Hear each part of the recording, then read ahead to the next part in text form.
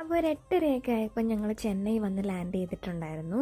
ഏട്ടൻ രാവിലെ തന്നെ എണീറ്റ് സാൻഡ്വിച്ച് ഉണ്ടാക്കിയിട്ടുണ്ടായിരുന്നു കേട്ടോ. ഇടയ്ക്ക് വിശക്കുവാണെങ്കിൽ കഴിക്കാൻ വേണ്ടിയിട്ട്. അപ്പോൾ ഞങ്ങളൊന്ന് ഇരുന്നിട്ട് അതെടുത്ത് കഴിച്ചു. എയർപോർട്ട് ആയതുകൊണ്ട് തന്നെ നല്ല സൗത്ത് ഇന്ത്യൻ സ്പെഷ്യൽ ബ്രേക്ക്ഫാസ്റ്റ് ഒക്കെ പ്രൊവൈഡ് ചെയ്യുന്ന കോർണേഴ്സ് ഉണ്ടായിരുന്നു.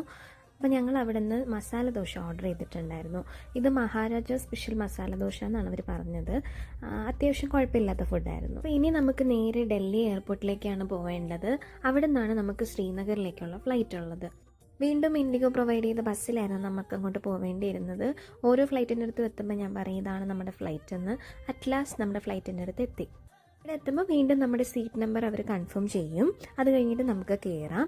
ഓരോ പ്രാവശ്യം കയറുമ്പോഴും ഞാൻ ഭയങ്കര എക്സൈറ്റഡ് ആണ് കേട്ടോ. കാരണം ഓരോ വ്യൂസും ഭയങ്കര സ്പെഷ്യലാണ്. നമുക്ക് ഏറ്റവും ഇഷ്ടമുള്ള ആളിൻ്റെ കൂടെ ഈ കാഴ്ചകളൊക്കെ കണ്ട് നമ്മൾ ഈ യാത്രയൊക്കെ പോകുമ്പം എന്തെന്നില്ലാത്തൊരു സന്തോഷമാണല്ലേ. ആ ഒരു സന്തോഷമായിരുന്നു എനിക്കും ഉണ്ടായിരുന്നത്. അങ്ങനെ നീണ്ട 2 മണിക്കൂറത്തെ യാത്രയ്ക്ക് ശേഷം നമ്മൾ നേരെ എയർപോർട്ടിലേക്ക് ഇറങ്ങിയിട്ടുണ്ട്. ഇനി ഇവിടെ നമ്മളൊരു ക്യാബ് ബുക്ക് ചെയ്തിട്ടുണ്ട്. അതിൽ കയറിയിട്ട് നമ്മൾ നേരെ മെട്രോ സ്റ്റേഷനിലേക്കാണ് പോകുന്നത്. ഈ കാണുന്നതൊക്കെ ശരിക്കും UP സൈഡാണ്. ഇവിടെ നമുക്കൊരു 30 to 45 മിനിറ്റ്സ് ഉണ്ടായിരുന്നു ഡൽഹി മെട്രോയിലേക്ക് എത്താൻ വേണ്ടി.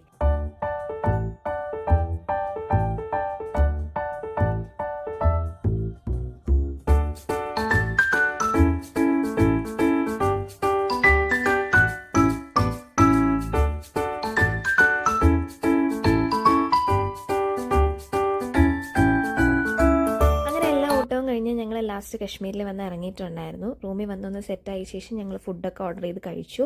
അത്യാവശ്യം നല്ല തണുപ്പുണ്ടായിരുന്നു. ഹീറ്റർ ഇല്ലാണ്ട് ഇവിടെ ഇരിക്കാൻ പറ്റാത്ത സിറ്റുവേഷൻ ആയിരുന്നു.